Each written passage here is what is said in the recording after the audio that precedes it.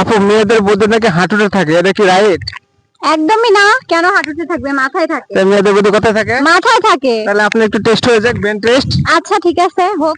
2 ভাই দেখে 5 ভাই ধরে 12 ভাই খায়, তাহলে জিনিসটা কি?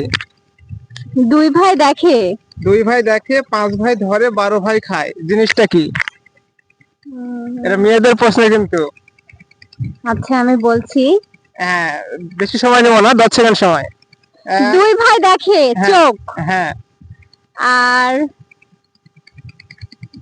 দাঁত, আর কি? হাতের 5 আঙ্গুল।